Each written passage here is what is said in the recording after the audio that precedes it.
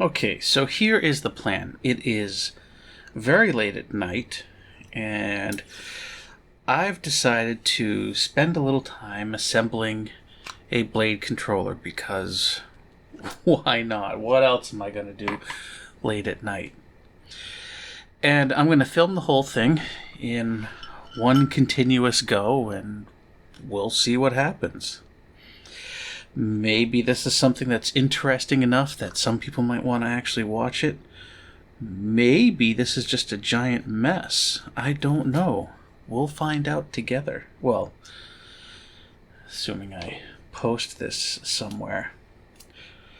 Okay, so I've got a silicone mat on top of the cutting mat because the cutting mat would burn if anything hot touched it, like a soldering iron or a hot air reflow thing. On top of that, I have a ceramic tile from the hardware store with some self-adhesive vinyl feet on the bottom of them. The purpose of the tile is to add an air gap, so that way that's a good insulator. The tile itself will act as like a heat sponge. It'll hold in the heat and keep things warm while I'm working on the PCB, which can have some good and some bad effects, but I prefer to do it this way. I'm taping the PCB down with some Captain Tape. Captain Tape is, that's a brand name, generic name is polyamide film or tape. It's heat resistant, that's why I'm using it here. Okay, what else? I have with me these storage containers that have all the different components that I'm going to need to assemble one of these boards. This is an L version of the PCB, meaning I use the L version of the voltage regulator. What else? I have my little solder box here. I have some flux and some paste, which I'll be using in a little bit. Some isopropyl alcohol, some cotton buds, whatever. Later on, I have these Kim wipes. You'll probably see these in doctor's offices. They're good for cleaning stuff up. They don't leave lint behind or little fibers. What else? I've got a beverage of some origin here, keeping me company. So let's dive right into it. Now, usually the way I like to do this is I put the microcontroller and its bypass capacitor on first, and then I'll program the board, and then after that's done, I'll fill in the rest of the bottom half of the board and then go for the top half. But tonight what I'm going to do is just do the bottom half and then the top half, and I'll worry about programming it later just because it's going to get things done a little more quickly. I don't know, maybe I'll change my mind between now and then. We'll see. To apply solder paste to the PCB, you can just use the syringe that it comes with. I've been doing that for a while now, but sometimes getting the right amount of paste on the PCB, especially without a stencil, is a little bit of a hassle.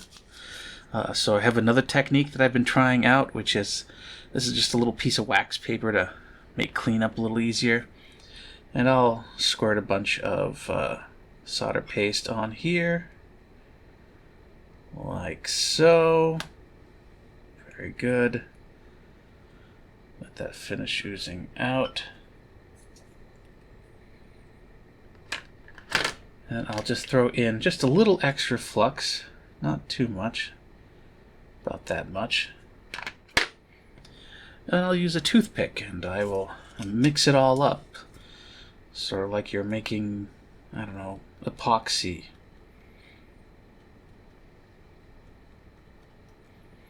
The flux makes it a little more gooey, so it makes life a little easier to apply it, but you don't want it too gooey, otherwise it's sort of like water and the components will just sort of skate along the top as you start applying heat later. So finding that right mix between just the paste and paste with a little bit of of flux is a little bit of a trial and error sort of thing. So I'm just going to load up the tip of the toothpick here and start putting it down. And of course you can't see anything from that distance, so let me try and get you in a better position here.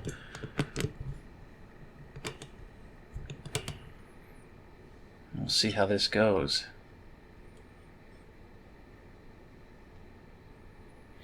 For the microcontroller, putting too much I'm going to be calling it epoxy now.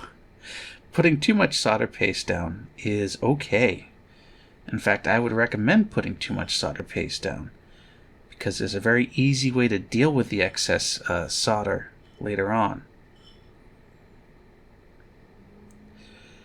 So anybody looking at this and going, that's a lot of solder paste, yes it is, and that's entirely intentional.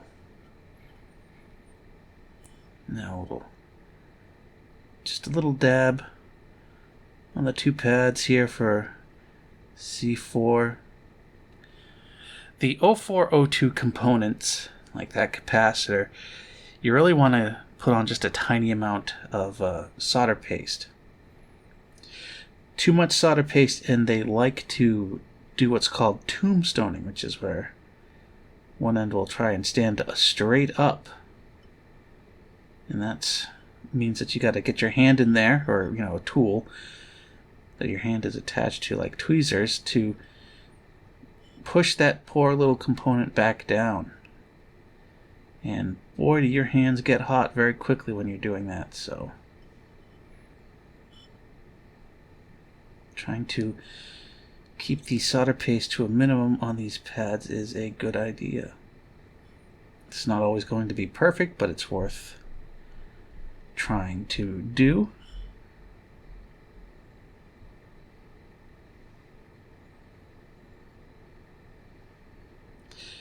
Now, normally when I'm working like this, applying solder paste like this, my face is about an inch away from the PCB, because I prefer to work with my glasses off. But because I have a camera over me, I have a need to not use my bare eyes. I have to use my glasses, so it goes.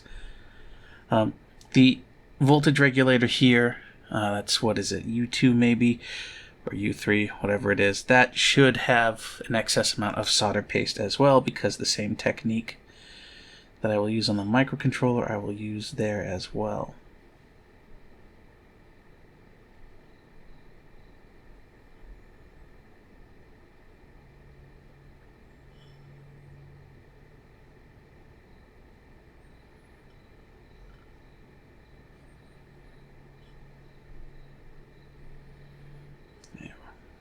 What else do we have? We have the 3-volt voltage regulator for the microcontroller. Come on.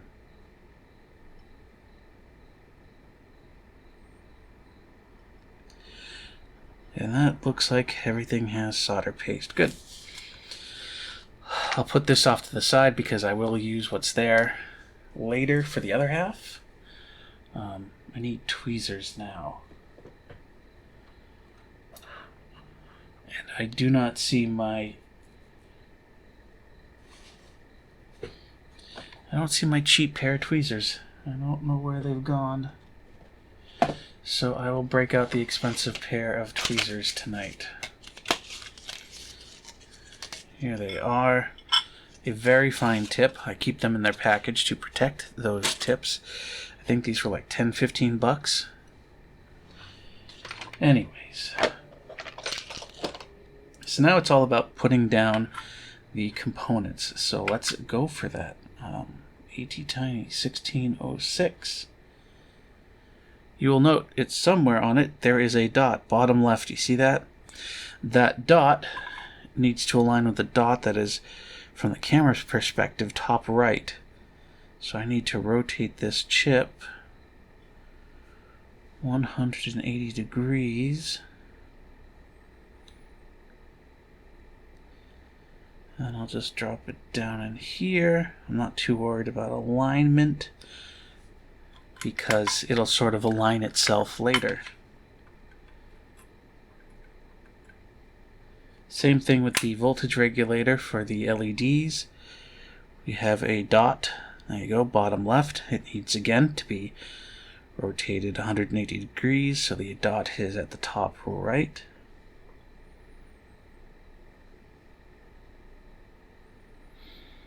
Like that.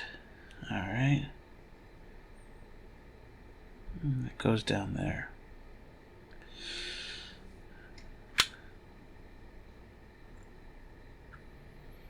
This is a voltage regulator for the microcontroller. It just goes right there like that. What else do we have here? A 3.3 microhenry inductor. This, along with the capacitor C7 down here, the electrolytic one, forms a sort of low-pass filter to get rid of electrical noise being generated by turning the LEDs in the blade on and off very rapidly.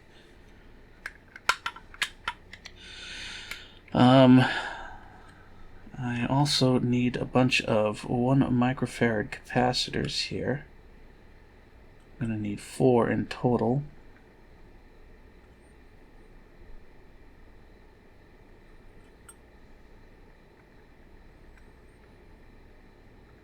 Come on, you. Alright. One goes here.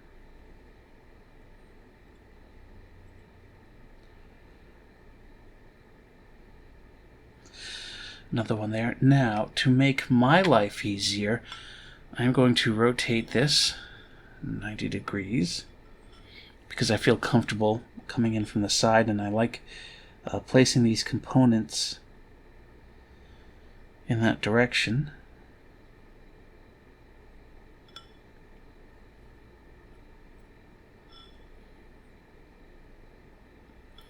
One more component to go, that is our, what is that, 8?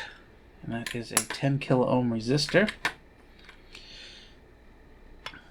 The purpose of this resistor is to discharge the capacitor at C7, because when you turn off your blade and then unplug it for a brief moment as the microcontroller loses power, this voltage regulator will turn back on and it'll send all of the power in that capacitor through the LEDs in the blade, and you'll get this little brief flash of light in your blade as you remove it. And I thought that probably is going to worry some people, so I added that resistor to stop that from happening.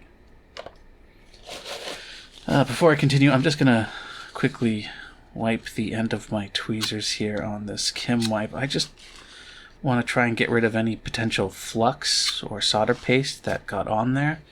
Not because it's going to do anything bad to the tweezers, but because the tackiness of the flux will start to cause components to stick to the end of the tweezers. Okay, put those off to the side. We are about ready to begin hot air reflow.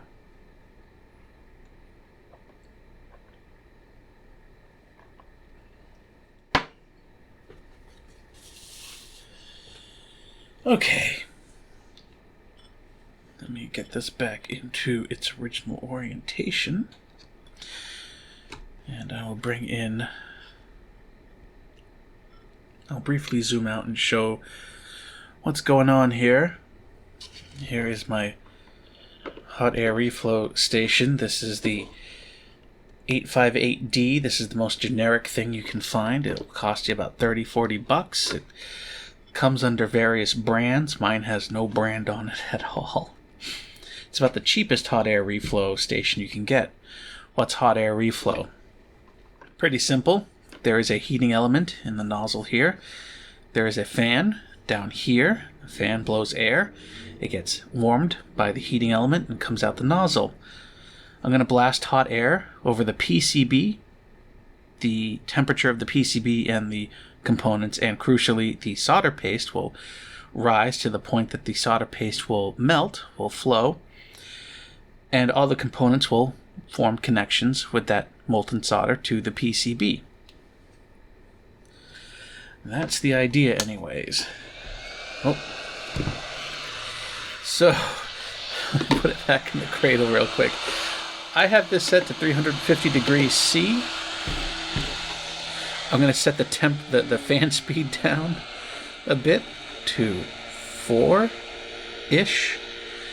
And I'm just going to come over the top of the PCB like this and start to warm it up. And I don't see a capacitor in C4. I didn't put that in. Why didn't you warn me?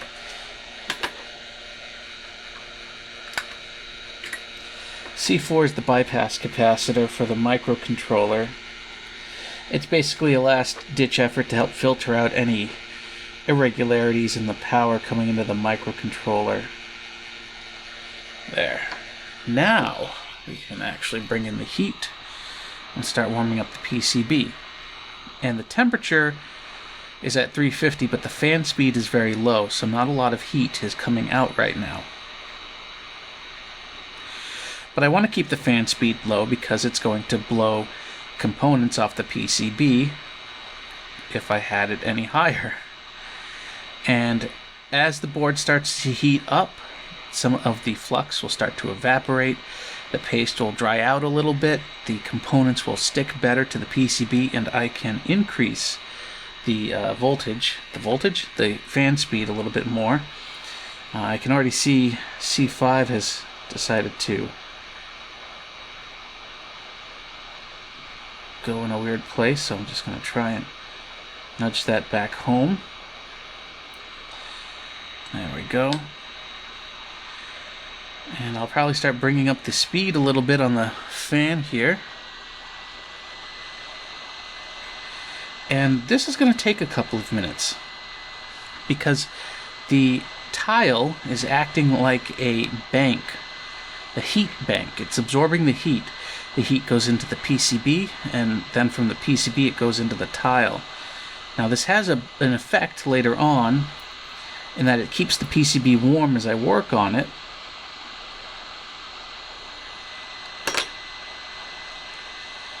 But at the beginning here, it adds, again, like an extra minute to this whole reflow process.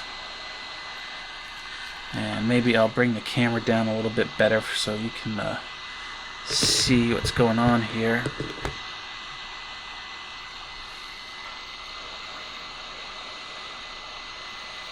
Unfortunately, there's no great way to do this.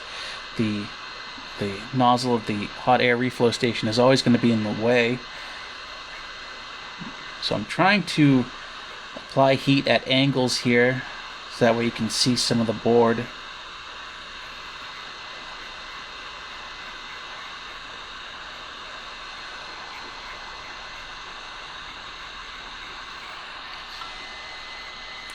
I'm going to bring up the fan speed a little bit more.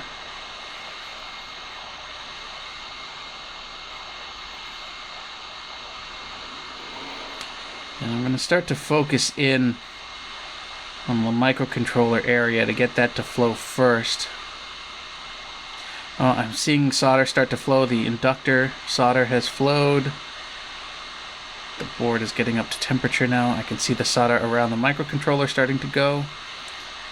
Good, it's flowed. What I'm going to do now is I'm going to tap on the microcontroller from above. And you're going to see a bunch of solder flow out from underneath it. And there we go. And if you noticed initially it was at an angle, and that's not right, it needs to be straight. It also, when I pushed on it, the solder that came out from underneath it, as soon as I released my tweezers, the solder went right back underneath the chip. But once everything on that chip is aligned, once it's in the right place, when I push down on the component, the solder squirts out and it stays out. And the component microcontroller, or in a moment here, the voltage regulator, it'll snap back into place. And that's how you know everything is aligned. The excess solder is pushed out to the side, and the component itself aligns itself thanks to the surface tension of the solder. And that looks good. That looks real good. Alright. I'm going to put the nozzle in the cradle here and crank the speed up. The nozzle is going to start cooling down, as you can see here. And with the higher speed of the fan, it's going to cool down more quickly. Now I have a delicate balance here. I need to grab my soldering iron. And flux. I need a flux, please.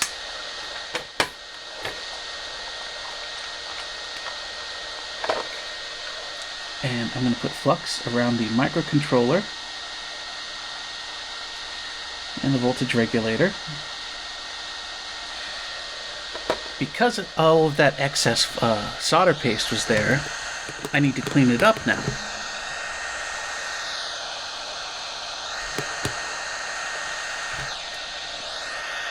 You can see all those little balls of solder on the edges of those microcontroller and voltage regulator ICs. So now I'm bringing my soldering iron and I can just pick them up. And I can even go around the edges with this little ball of solder at the end of my iron and help clean up all of those connections.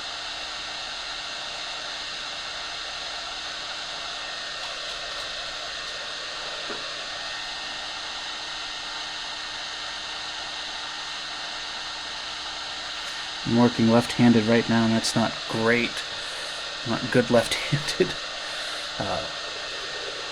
If you didn't put a lot of excess solder in place, you can grab some spare solder and create a new ball of solder to use here.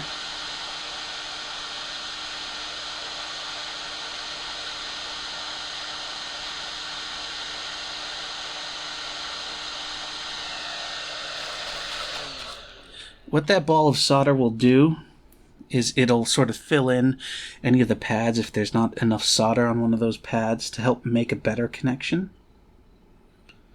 The voltage regulator only has 6 pins, 3 on 2 sides, 3 on this side and 3 on the opposite side. The 2 sides with the capacitors don't have pins there, but sometimes solder likes to seep over there, so that's why I dragged the iron around there.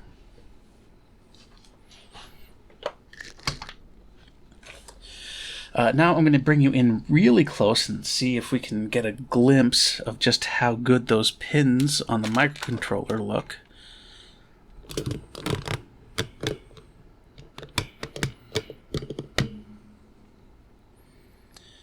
Alright. Now what we're looking for here is we should see 5 individual pads around the microcontroller on each side, with no shorts between them, and that is what I am seeing on camera. The same thing goes for the voltage regulator, except there's 3 pins, or 3 pads on just 2 sides. Everything looks okay. You might think that maybe the top side of C5, the side facing the top of the video camera angle, whatever, is got a little excess solder there. That's okay. You can leave that alone. You don't have to worry about that. Maybe the right hand side of C3 might have a little too little solder. Maybe. What I can do here is throw in some flux, right? Grab my soldering iron and give it a little dab and see what happens. See if it starts to look better. Yeah, there's definitely enough solder there. I'm not worried about that. It was just the camera, just the angle. Okay, so that looks good. I'm happy with that. Bringing you back up. Zooming you out. Okay, what's next? I can quickly clean a little bit of that flux up because it's sticky. So I'll grab a few cotton buds here and some isopropyl alcohol. This won't take but a moment.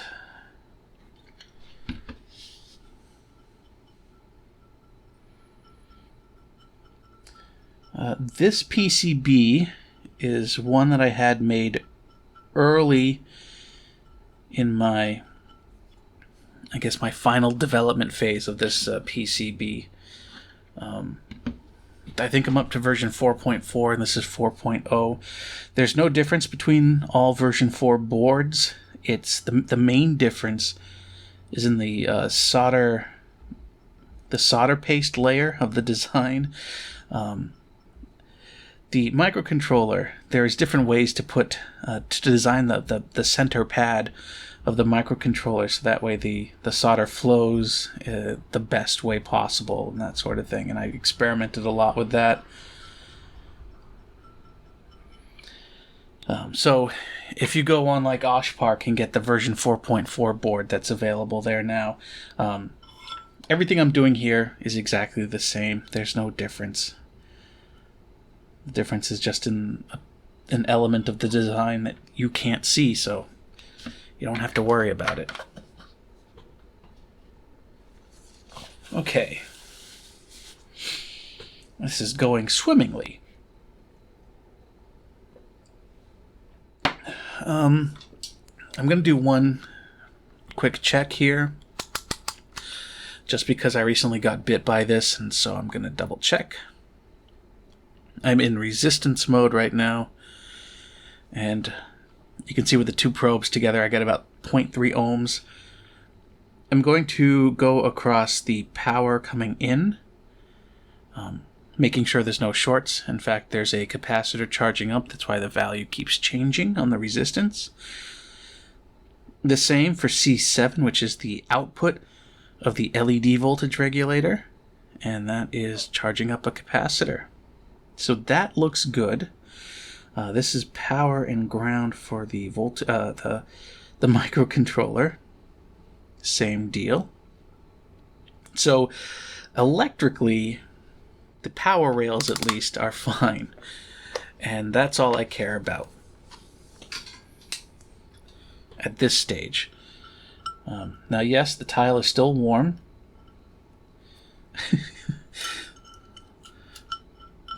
But I'm in a rush here, so we'll just flip it around and try to tape it back down. Ow. And now I just have the resistors and transistors that drive the LEDs in the blade left to do. So where is my this stuff here? Do I have a lot left? Not really. I'm going to need a refresh on my solder paste here.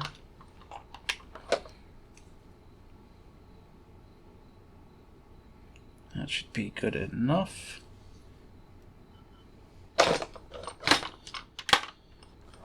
And I probably don't need much flux here. I'll just throw in a little bit extra. Good.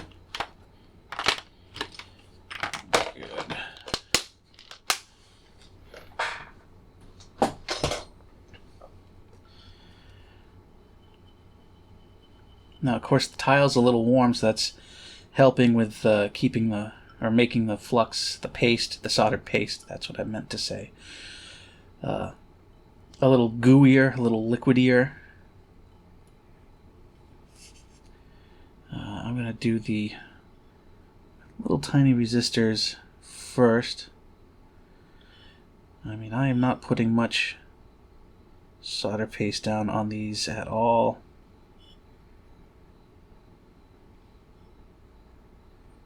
Because they really don't need it.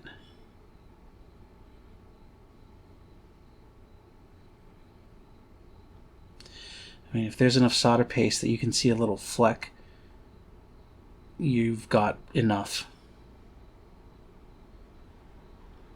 done. Now the transistors, and oops, that was a big gloop on that one. That's not going to be a big issue, I hope. We'll see. It shouldn't be.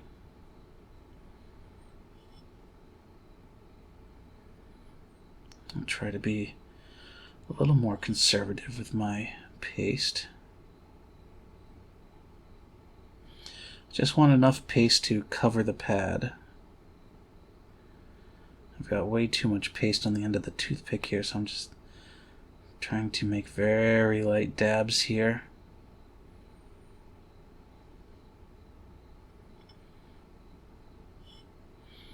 Sometimes I will roll the toothpick if I know that there's a little bit of extra paste on a side not facing the PCB.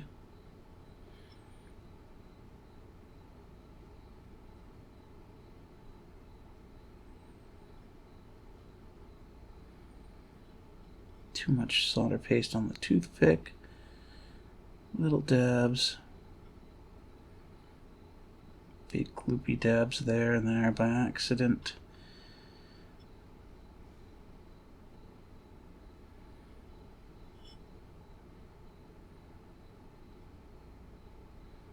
Should probably zoom in a little bit, shouldn't I? Just so you can see what things look like.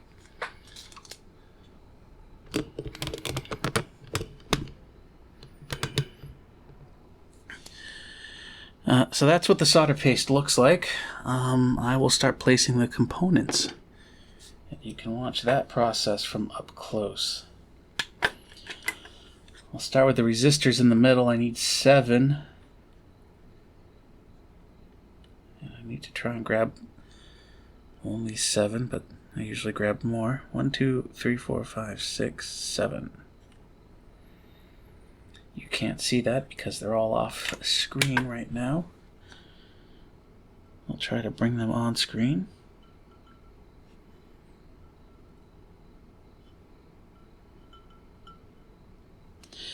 You can see these things want to stick to the end of my tweezers. I should probably wipe the ends down with a little bit of isopropyl alcohol. 1, 2, 3, 4, 5, 6. Come on.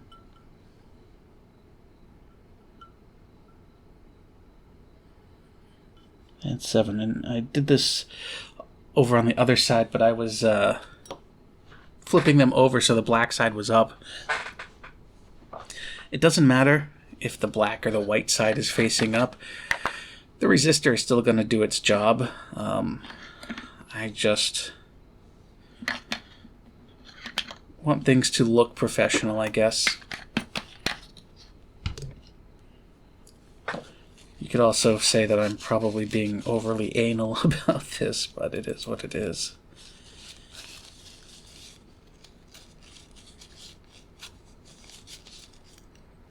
I'm just cleaning the tweezers here with some IPA real quick,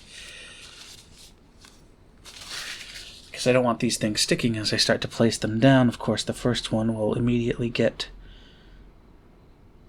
flux on it.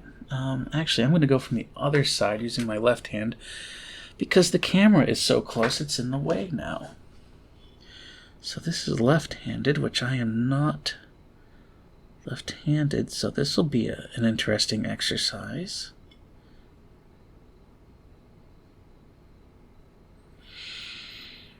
So far, so good. So my technique here is to push against the PCB with the component as quickly as possible to help steady my hand. Come here, you.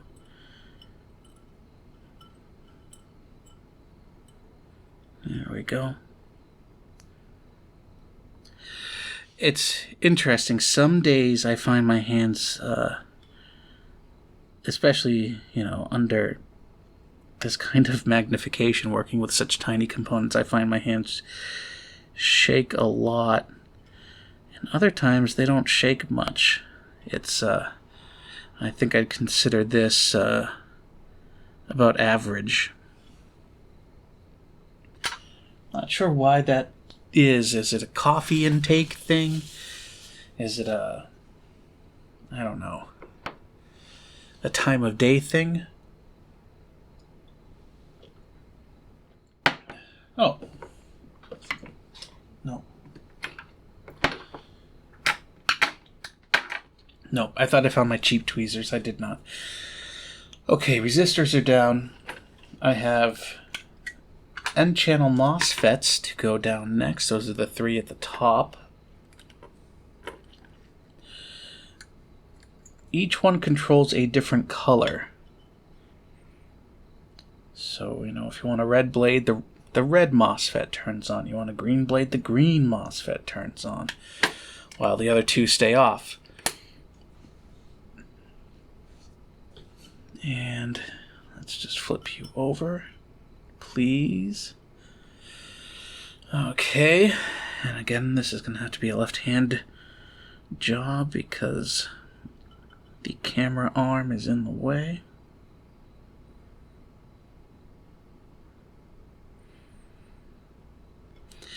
Now, usually, most of these 2-pin components or 2-pad components, like the resistors and the capacitors, they're usually pretty good about sort of finding their way home thanks to the surface tension of the solder.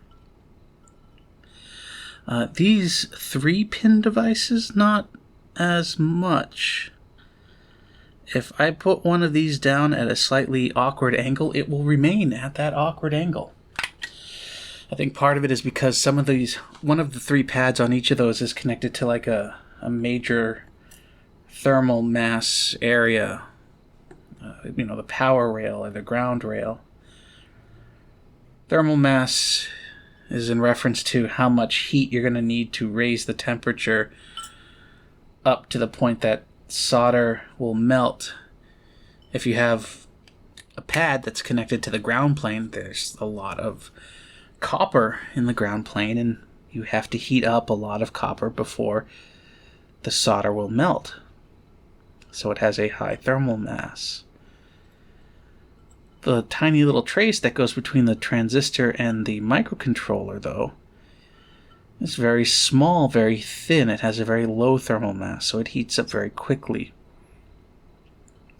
I think if all of the traces were brought up to temperature at the same rate, so they went molten at the same time, it'd probably be fine. But because that's not the case with these transistors, if I put it in at a wonky angle, it's going to stay at a wonky angle. So I'm trying very hard here to use those guides on the PCB. Although even so, sometimes I'm just of a mindset that, you know what, who cares? Let it be at a jaunty angle. Give your PCB a little personality by having the red transistor, crooked at 20 degrees because, hey, that's cool. Alright. You know the drill. Apply heat and hope it works out.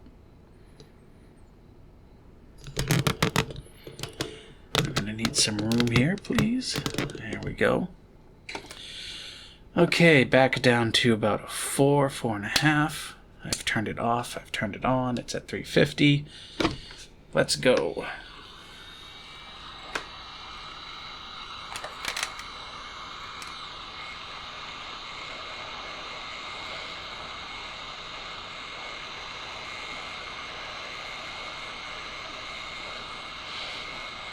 And at this early stage here, I'm just sort of circling to give the whole PCB a blast of hot air to bring the whole PCB up to temperature. I don't want to focus in immediately on one specific area.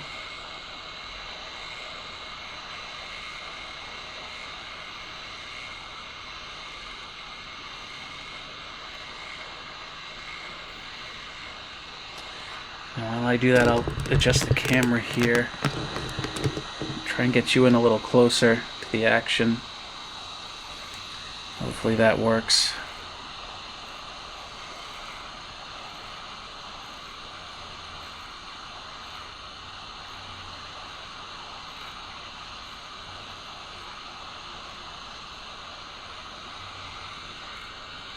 And you can see that middle MOSFET has moved a little bit from the air. Let's see if I can adjust that. Yeah, it's better.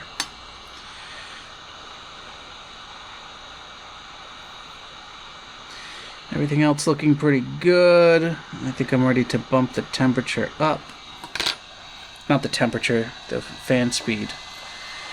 Which will put more hot air down, which will increase the temperature of the board. So I guess I was right, but not in the way that I intended.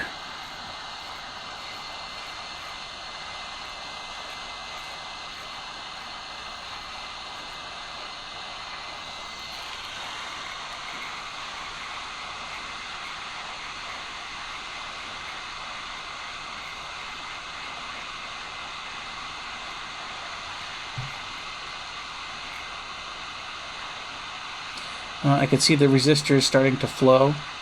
Some of the transistors are starting to flow.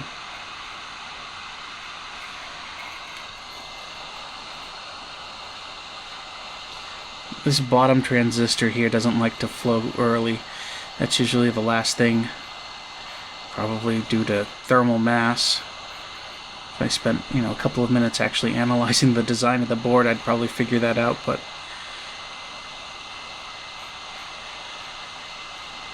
there we go. Everything's flowing, We're looking good now. All the resistors look to be in place, nothing tombstoned. All the transistors look to be in order as well.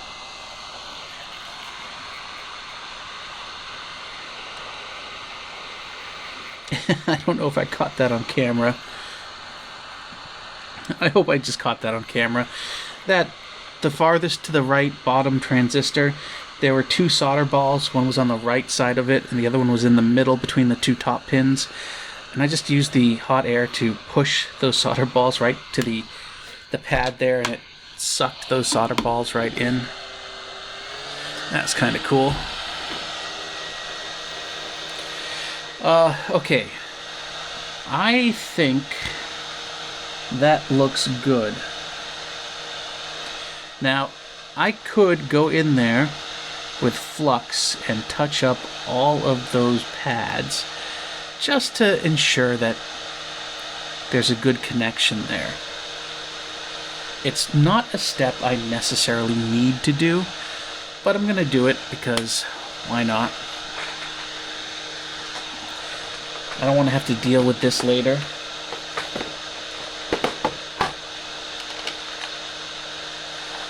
So I'll break out the flux and just cover every pad in flux.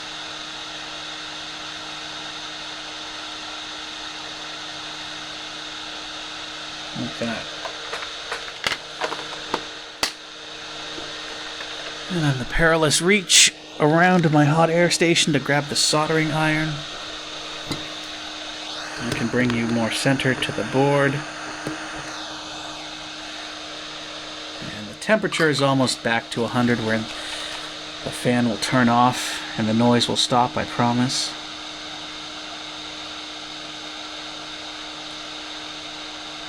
So all I'm doing here is I'm just touching those pads just to make sure that we've got good solder flow.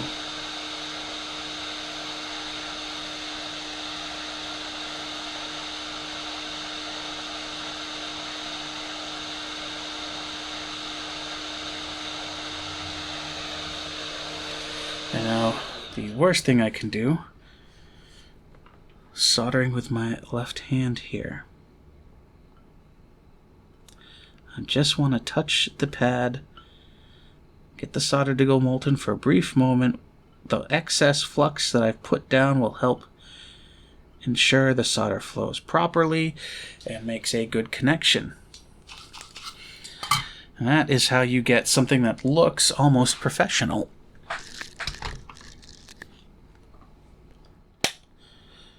Okay, no more hot air. I'm going to remove that from my desk.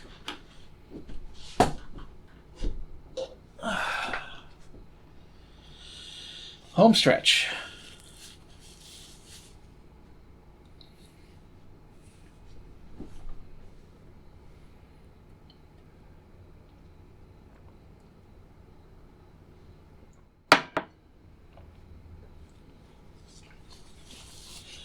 The beverage is gone. I'm just rolling up my solder here. I can remove the solder paste that I had. It's no longer needed. I'm going to put my tweezers back in the packaging. Basically what I'm doing right now is I'm giving the board a little time to cool down.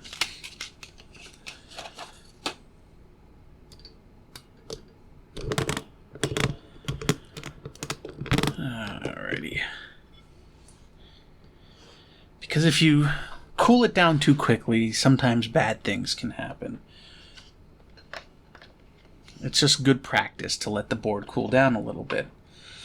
And the tile is helping with that too, because I'm going to start cleaning up the flux.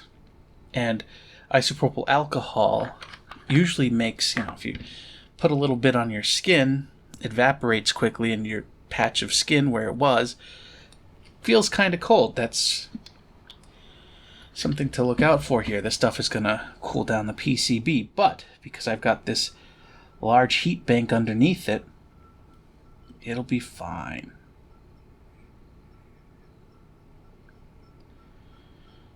So the way I'm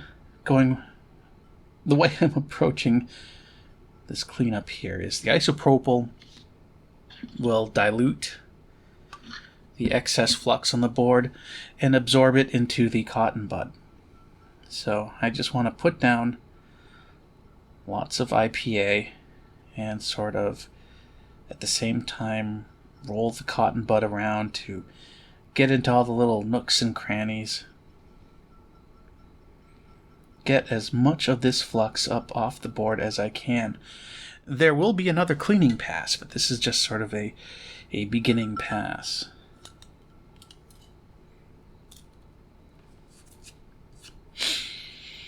Okay.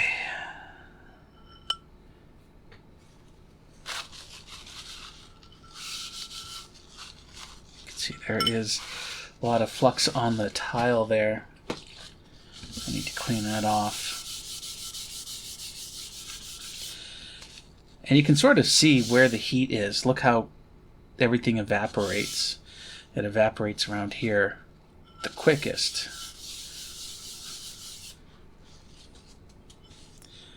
So moving it off to the side here is actually cooling it a little bit more quickly. Although it's cool enough, I think, at this point to work with. What I want to do now is just another quick inspection here. A visual inspection of the PCB.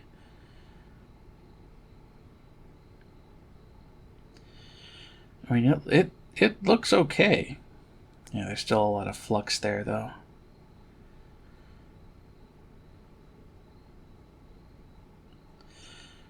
Yeah, I think we are good.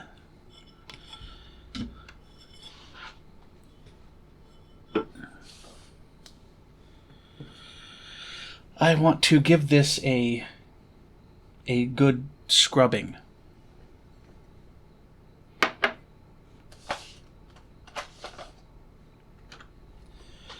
So I have a little brush here.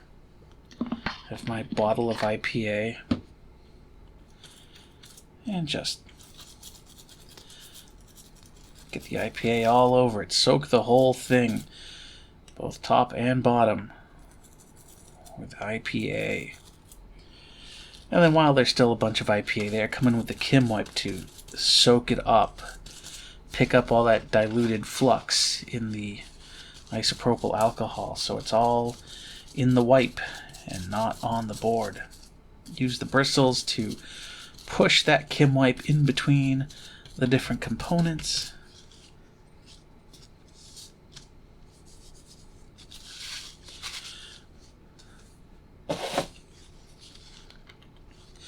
Now this does a couple of things. It's getting rid of the little bits of flux in between all the tight, small areas. But it's also going to let me, hopefully, take care of any solder balls that might have shown up. You saw, hopefully, on that one transistor, I had a couple of solder balls form that I was able to sort of push away with the reflow station. But there will still be a few, usually tucked up into a corner between a component and the PCB. And you want to get rid of them, because what will happen is right now they're sort of stuck in there, glued in place by the tacky flux that's in the solder paste. But one day they're going to come loose. And where are they going to go? And if they should just happen to fall between a couple of very important pins on the board here, say those tiny little pins that go around the edge of the microcontroller, well, then you run the risk of creating a short and potentially destroying the board. So we really want to make sure that these potential solder balls are cleaned up. You could use a toothbrush, not one that you're going to use later on yourself, but an old toothbrush or a junk toothbrush. Maybe you have a good toothbrush you use, but you go to the dentist and the dentist gives you a freebie toothbrush. Use the freebie toothbrush. So now what I can do, much more clean now, definitely no flux remaining. I'm going to take this, this thing was my grandfather's, and it's he used it to look at coins in his coin collection, and I use it to try and look at, it needs a new battery because it has an old incandescent light there. I just use this to sort of inspect the PCB, looking for, solder balls, making sure I don't have any bridges around the microcontroller. And can you see? Let me see if I can get you to peek in on this.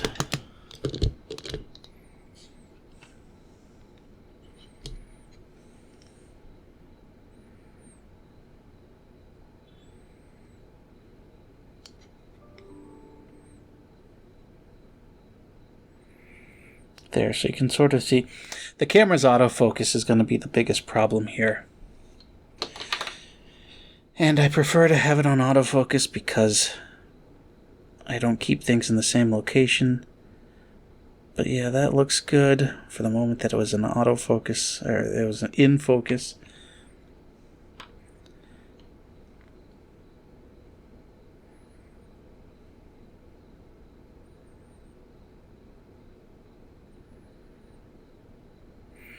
Yeah, but the camera autofocus is not helping.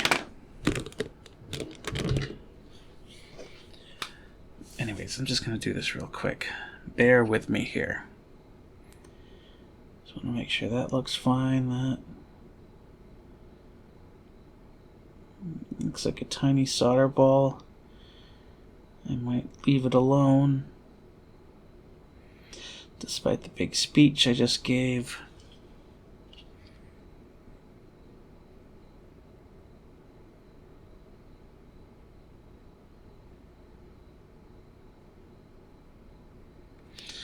Alright, let me see if I can show you. If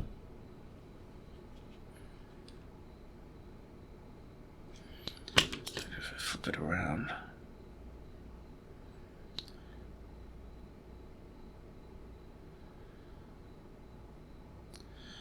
Stop focusing on the dust that's on the the glass. Alright, well, there's a little shiny piece that I think is probably a solder ball.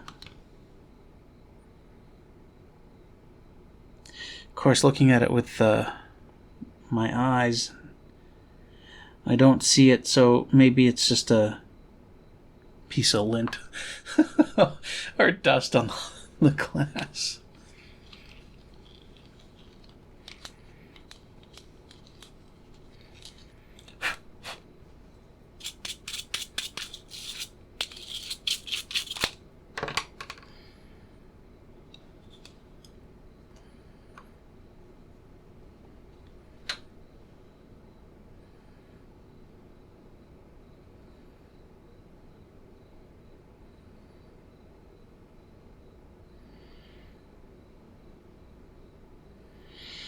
Hmm.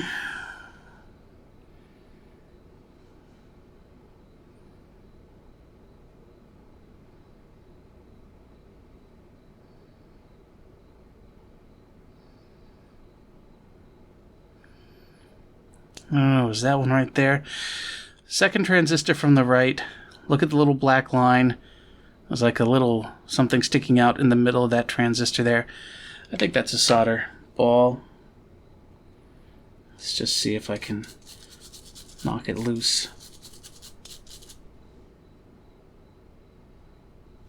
It could also very well be just a defect in the silk screen. I don't know why I'm devoting so much effort to this.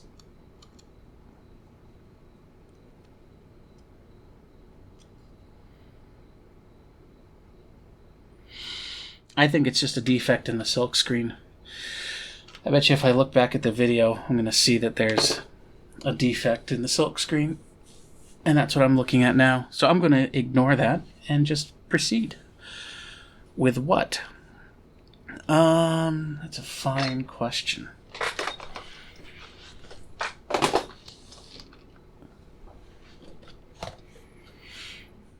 I'm cleaning up my work area here. Bear with me.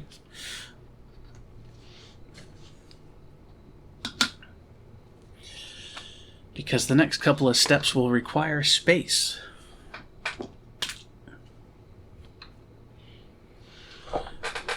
I need this. And while I do that, come over to my computer. In this part you don't get to see because this is a single take, single camera dealy, but I'm bringing up the Arduino IDE. I'm going to program this. Normally, I mentioned earlier how I would put the microcontroller and C4, the bypass capacitor, on, and then program it, but this time around I put everything on before I programmed it. The programming it early is a nice little step to make sure that the microcontroller is soldered correctly. I've been caught out a couple of times soldering it the wrong way. Come on. Okay, there we are. Oh, I found my cheap tweezers. Hooray. This is a like $1 USB to serial adapter. One of the LEDs I've had to cut out. I've covered this, or I will cover it. That video has been sitting in queue for over a year ready to go, and I haven't released it yet. About setting up the Arduino environment and how to program one of these things. It'll get released soon enough. This needs to go in like this. I'm going to be programming this using a tool called Serial UPDI. The guy who makes Mega Tiny Core, which is the Arduino core that I'm using to program this, recommends it, so that's why I'm using it. But it's basically the serial. Here, I plugged it into my keyboard here. Serial to USB adapter through this cable, which just has a diode connecting the RX and TX lines together. And then it comes into this little pogo pin adapter, and I'm going to put those pins into this little header in the middle here.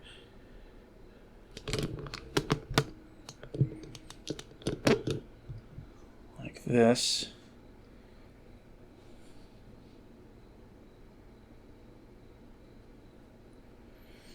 I'm going to hold that in place. Come over to the IDE. Make sure it's on the right port. It is. I'm going to hit upload. And here's the play-by-play. It is compiling the sketch. Still compiling. It's trying to upload. It's reading the ID. It is writing data to the chip right now. It is reading it back to make sure it's correct. It is done. All right. Wasn't that exciting, sports fans?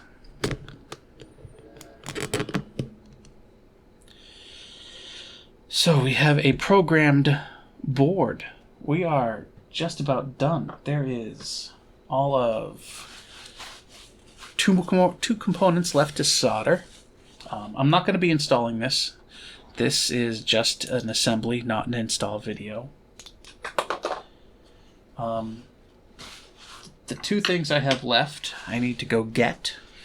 One moment.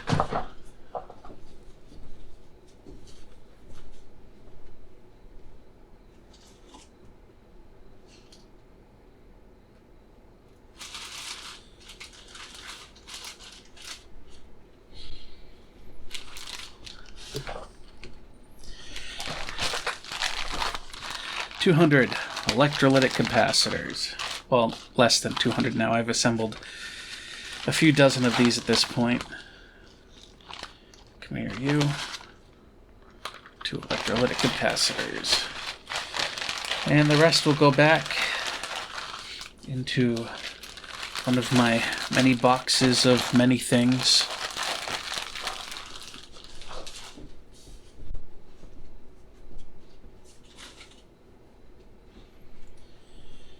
And we have to solder those 2 electrolytics to the board. I'm going to need a vise. I need my soldering iron. But first I need to install these. So, electrolytic capacitors have 2 leads, a long lead and a short lead. The long is positive, the short is negative. The negative lead also has a stripe on it, so you know very easily, even if the leads have been cut, which one is negative. The negative leads for both capacitors go towards the middle of the board. And I'm inserting them from below. And I want to leave about 1 capacitor diameter of space. That looks about right. And I just bend the leads over to hold it in place so it doesn't fall out. I'll do it with the other one. And ideally you want them to have the same spacing. So I'll hold the 2 together. So that way when I bend the leads on the second one, it's got the same height as the first one. Good.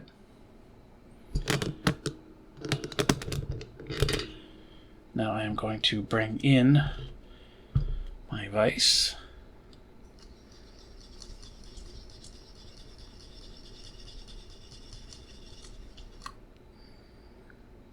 And hold the PCB in there like so.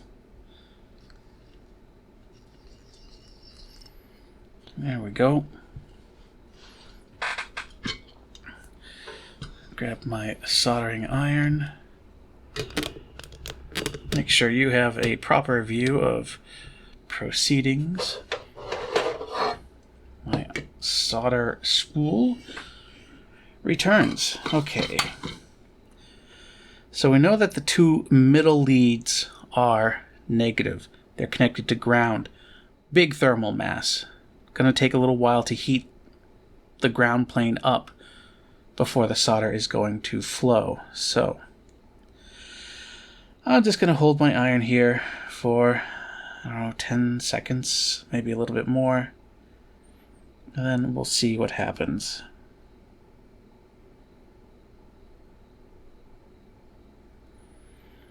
And I can see the solder sticking to the iron and not to the pad. There we go. Okay, now we're in business. Quickly come over and get the other negative lead with all that thermal mass still there. Or the heat in the ground plane still there. That looks good. Now, the outside leads have much less thermal mass. Don't have to worry about that so much.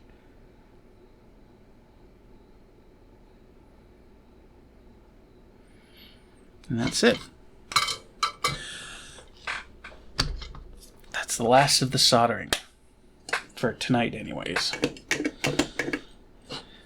So, I have this spool of solder here, and I keep it far away.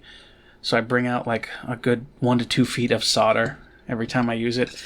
And then I need to spool it back up so it's not going anywhere, not getting in the way of things while I'm working on other stuff.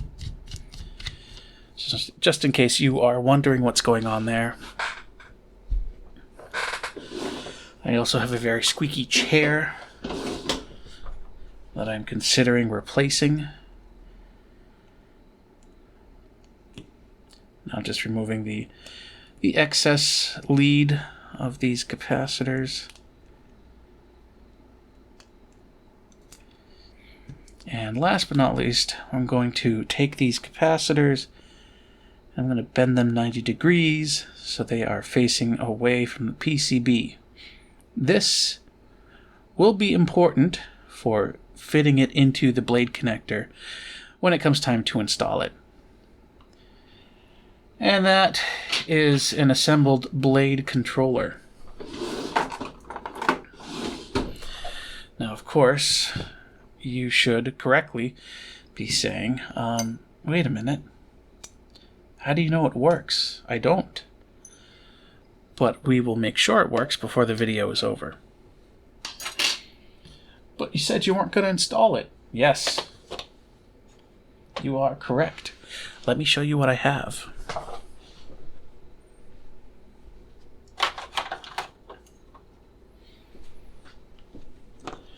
Alright, I gotta do a little gymnastics here to make everything fit.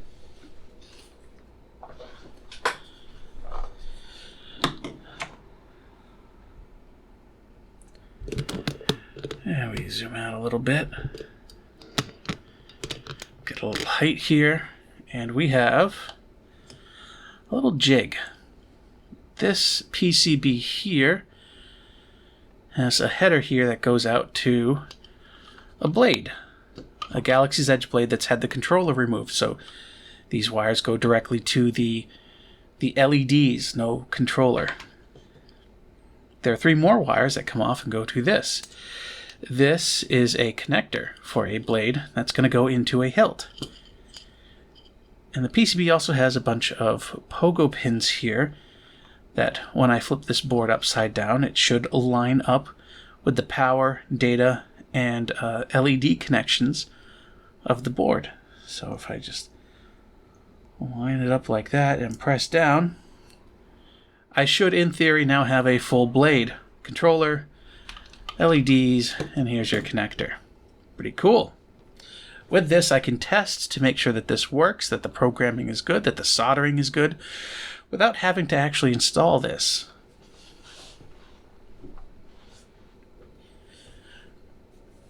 I created that jig in case I one day actually sell these things, and I don't want to be sending completed boards out without first checking them. So here's a Savvy's chassis. The crystal looks red. It's been coated white, as you can see in the window there. This is what I'm going to use for my hilts to test. And let me get an angle here where you're going to see the blade. In fact, you know what? I'm going to get rid of this silicone mat. We don't need it anymore. We're done soldering.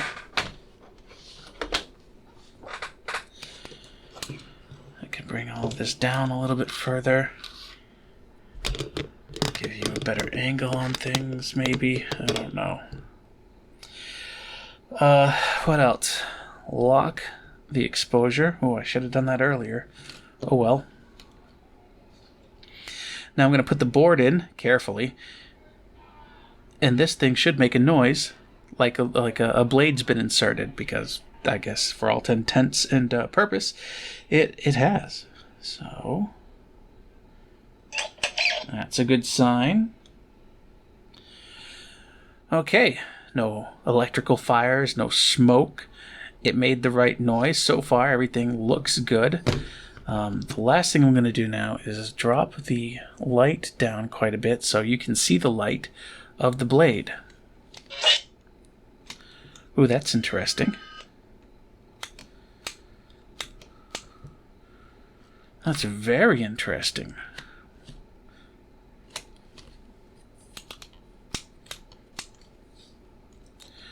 What has happened? Hang on, sports fans. We're going to be stuck here for another extra 5-10 minutes while we figure out what's going on. I don't think the battery pack is low. I think I just shorted something by accident, and this thing needs a little time to recover. Oh, I'm measuring resistance. That's not going to help. Here, let me make sure you can see this too. Alright, we're on voltage. I'm just making sure the battery pack is okay. And it's not. It's 3 volts. That's 1 volt per battery. The batteries need to be changed. Gosh. Okay.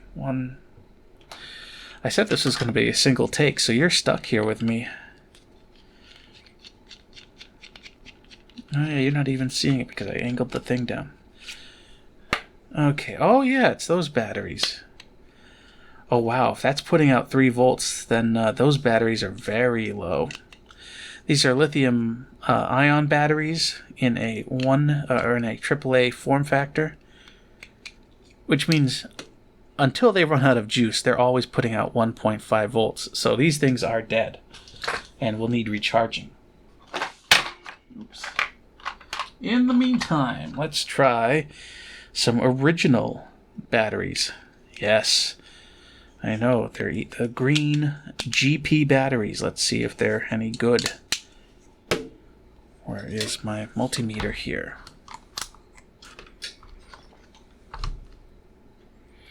Looking for anything over 4 volts. Oh, that's good. That's good. Okay.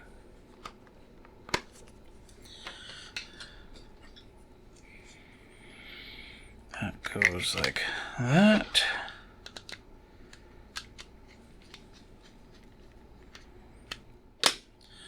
Take 2-ish.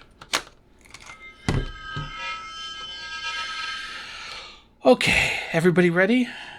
Do you remember everything I told you before, or should I repeat myself again? Let's line this up. Good. Still no magic smoke has been released. And now we'll turn down the lights again. And here we go. And I know what you're saying.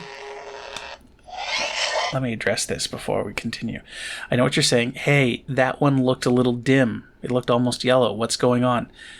This jig I'm using is old.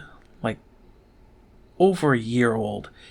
These connections are bad. And I really need to redo them. Point is, watch, I'll do it again. I'm going to just touch those connections. Watch what happens. See? It's the connections, not the blade, or not the controller. Instead, what I do is I go to the last mode and make sure I see all the colors, red, white, blue, and green, which I do. And that's how I know everything's good.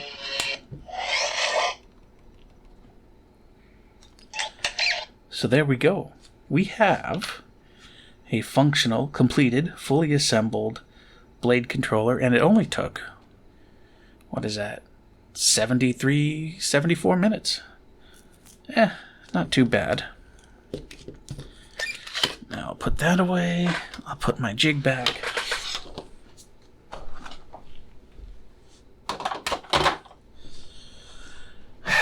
So, how do I close this? So I've been working on this thing for like 3 years now, and it's been functional for, I guess 4 years I've been working on it. It's been functional for the last 2 years, but one of those years was lost due to product shortages. Couldn't get the microcontroller, couldn't get the voltage regulator, so. But now everything's back in stock, so now we can start talking about how to assemble these things, and that's what this video is about. I have a whole series of videos that I want to bring out that goes step by step, ordering the components, assembling, installing, setting up your Arduino environment to compile the code, how to get the code, how to modify the code. All these great ideas, but it's taking a lot longer to produce those videos than I thought. So this was just a quick, easy for me, cheap way to put something out real quick, so anybody who wants to start working on these has something that they can use as a reference point. So I think that's it. There will be more better detailed, better edited edited at all videos in the future if this is something you're really interested in. And if you have any questions or whatever, leave them in the comments down below. You can contact me, email me. I have no life outside of this, so I'll be around to answer questions. So good luck. Have fun.